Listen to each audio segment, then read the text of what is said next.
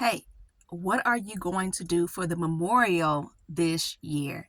Now, although I coach active witnesses, inactive witnesses, disfellowship witnesses, and exJWs, yes, I'm still an active witness. Yes, I'll explain more about that here in a moment. So this video is specifically geared more towards Jehovah's Witnesses who are either inactive or maybe you're going, but you're starting to feel these unexplainable feelings, these sensations you're being around, at the Kingdom Hall and just being around certain people at the Kingdom Hall is making you really, really anxious. You're starting to suffer from this depression. You're starting to not feel right psychologically.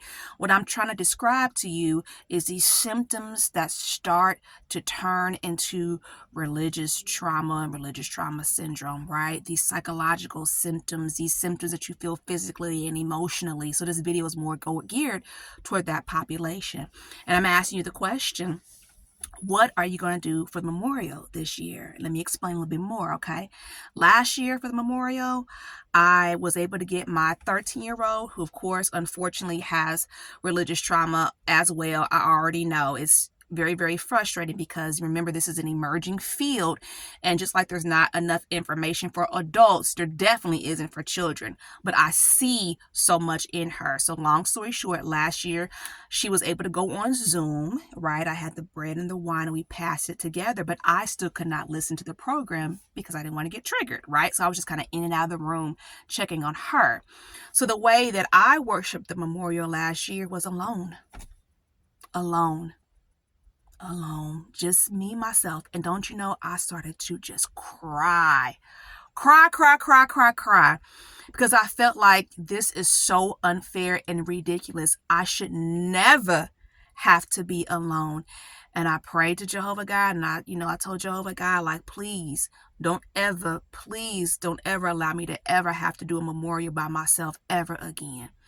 And I could already see where, this year I won't be alone, right? Let me go ahead and explain. Hey, I am Myra Cassidy, empowerment coach, religious trauma specialist, actress, writer, and speaker. And you're watching Sisters Living with Religious Trauma Syndrome. What is this about? This is about me working and doing the work to raise awareness to an emerging field, that of religious trauma, because I have religious trauma syndrome. It is horrific. It's not even in the DSM. That means that it can't be, it's not a true diagnosis, but it's been around, and it's historically been around for who knows how long. But you have these symptoms that add up to following things: anxiety, depression, suicidal ideation. Unfortunately, people have committed suicide, PTSD, CPTSD, all because of things that have taken place within a religious institution that someone belongs to. So this is something that not only Jehovah's Witnesses have, it could happen to anyone. Okay, so I'm raising awareness. Now, keep in mind, I am not a therapist. This is not therapy. I am a coach. I do one-on-one coaching. This is being brought to you for informational purposes. Okay, I'm not a therapist. And yes, like I said, I am an active witness. Took me a long time to get through and to get to the point where I'm at now. But what this looks like for me is I worship at home. I do not go to the Kingdom Hall. Can't even read my New World Translation of the Holy Scriptures Bible because I'm that triggered by it and that traumatized by the prolonged exposure of traumatic events caused by the religion and other things that have transpired in my life. I am a survivor of domestic violence, okay? 3rd-generation witness. And this is where I found myself. So I created this space. Please subscribe to my YouTube channel. I must be doing something right. Thank you so much to everyone who has subscribed.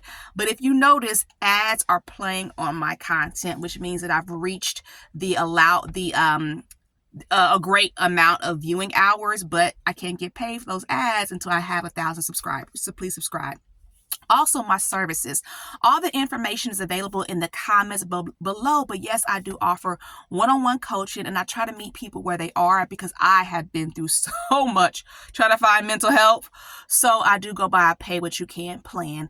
And also, I have my Sisters Living with Religious Trauma Facebook group. And that's one reason for the why of this video is I'm really trying to grow that space, Sisters Living with Religious Trauma, that Facebook group, because it's specifically for those those who identify as Jehovah's Witnesses. I'm sorry this space is not for disfellowship individuals, because I know I had someone who reached out.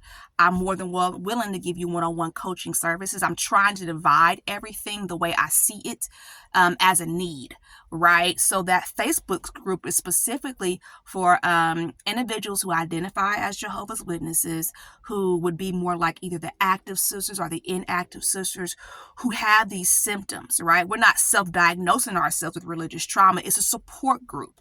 It's saying, hey, you have these things. What do we do? How do we survive? How do we maintain Christianity as Jehovah's Witnesses in this difficult, terrible space where there's not enough research done, and unfortunately where our religion is not doing anything to help us either? Okay. So it's a very, very difficult space to be in. So definitely, I offer the one-on-one services. That's in the information below. And also my support group that's on Skool, Skool.com. That's more of a general space for people to come and to go through what's necessary when you go through the space, the deconstruction and the reclamation. So let's get more into the video. What are you going to do for the memorial this year? Like I said, last year, I said, Jehovah God, please, don't let me please do this again by myself alone.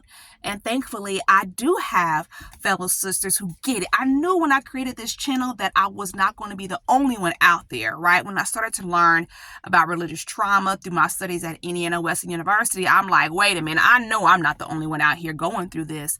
And I'm very, very grateful for the sisters that are currently in the group. And I'm learning how to be the leader of this group, but definitely we're looking for more individuals, because the whole goal is for this space to grow, for people to be able to network, and for me also to be able to create community for my kiddos, especially my baby girl who's 13, because I see the need, right? Like, she needs a support group of youth who can identify with what she's experiencing from her perspective. And I do feel like that if I can gather, other individuals who are adults who have children, we're the mothers, we can hopefully do something for our girls as well.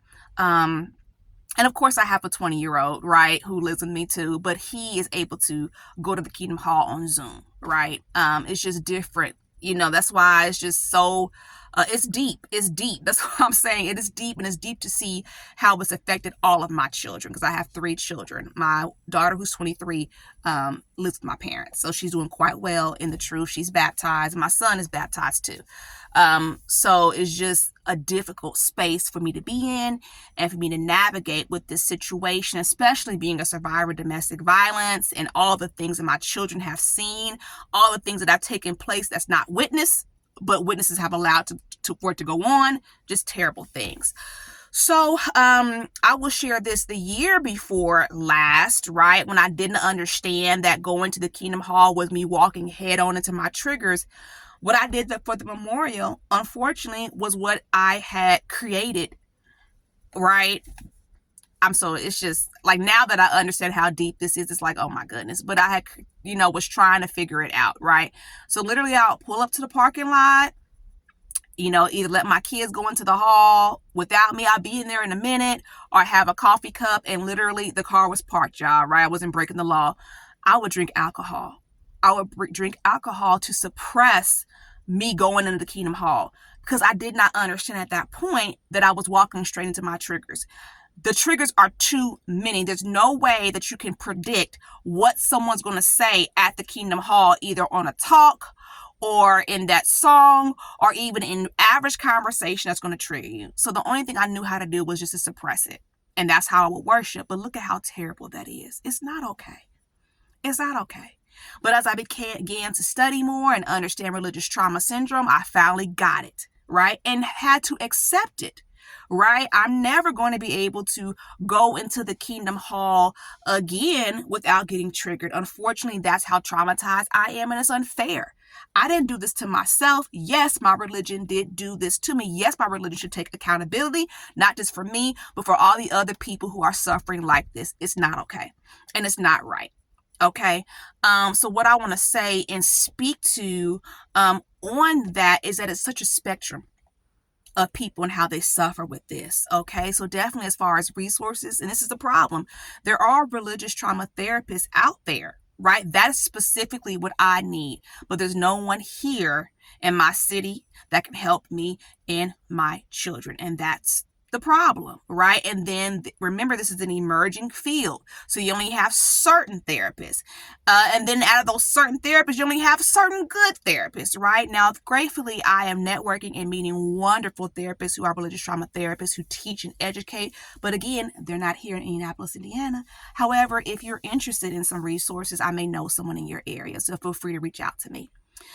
So really a big why to why I'm doing this, and I'm even asking you, right? If you are inactive or if you're active and you're starting to feel these symptoms, look up religious trauma. I'm not saying self-diagnosed, but if you feel like you can benefit from my private support group, please join. Join. The goal is for this group to grow and for us to eventually be able to have like retreats where we can network. Because I mean, after all, we can't go to the assembly, right? Many of us, now some individuals will be able to go and worship on Zoom. Some individuals will be able to step back and heal and then go back to the Kingdom Hall with the knowledge that they need to be at a better place. And some people will never be able to go back. So how do you live? In the world of religious trauma, you have different pathways that people choose. My personal pathway, I don't push on anybody else, is called hold on to your faith and drop the religion. So I'm called a PMO, and that is how I survive. That is what makes sense to me. I'm happy being a PMO, very happy being a PMO. But I do teach and coach people no matter where you lie. I meet you where you are. But this video specifically to say, hey, I'm trying to grow this group. Would you think about joining the support group, the Facebook support group? Sisters, JW Sisters, living with religious trauma. Trying to grow that Facebook group and looking for some people who are willing to do this Zoom memorial with me in the group, whoever wants to attend from the group for 2025. So that is my ask, okay? I hope everyone is well. Remember to protect yourself, protect your children, and heal correctly. Thanks for watching, and thank you for your support.